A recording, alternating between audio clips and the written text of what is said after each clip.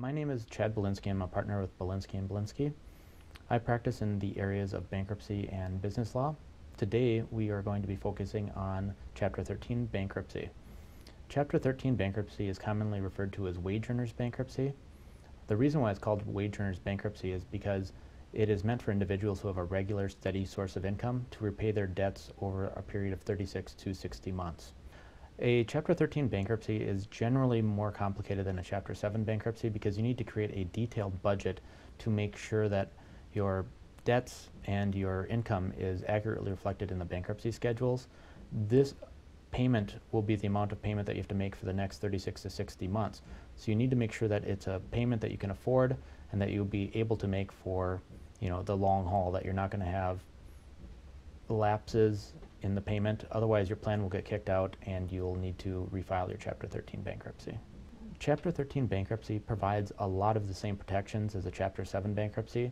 A Chapter 13 bankruptcy provides an automatic stay, so creditors can no longer sue you or collect from you. A Chapter 13 bankruptcy also allows you to keep a lot more of your non-exempt assets than a Chapter 7 bankruptcy. The main reasons why somebody would file a Chapter 13 bankruptcy instead of a Chapter 7 bankruptcy are their income is too high to file a Chapter 7 bankruptcy. They have non-exempt assets that would not be protected in a Chapter 7 bankruptcy. They have non-dischargeable debts that would not be discharged in a Chapter 7, but they could make payments on and eventually get rid of in a Chapter 13 bankruptcy. The other common reason is that people are behind on their house payments and they'd like to catch those payments up, and they'd file a Chapter 13 bankruptcy to catch up on those payments. As we talked about earlier, a Chapter 13 bankruptcy is basically a repayment plan for your creditors. The repayment plan takes between 36 and 60 months. A 36-month repayment plan is for individuals whose income falls below the median income for the state of Minnesota. A 60-month repayment plan is for individuals whose income is above the median income for the state of Minnesota. At the end of the 36-month payment plan or the 60-month repayment plan, the debt that is not paid will be forgiven.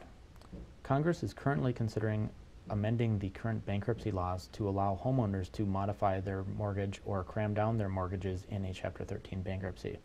This would be a great benefit to many homeowners who fear that they're going to lose their house. If Congress allows the modification of the mortgages, it would allow the mortgage holder to reduce the amount of money owed on the mortgage or reduce the interest rate on that mortgage. This would be a great benefit for a Chapter 13 bankruptcy if this is passed by Congress. It is important when you are considering filing a Chapter 13 bankruptcy to consult a qualified and experienced bankruptcy attorney.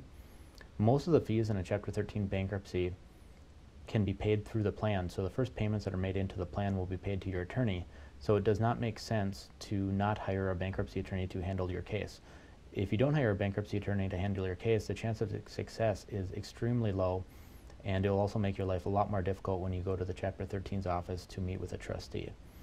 For those reasons, it's extremely important to talk to an attorney, and it will not cost you much more than trying to do it on your own, but it will save you a lot of time and it will ensure that your bankruptcy is done properly and that you get proper advice.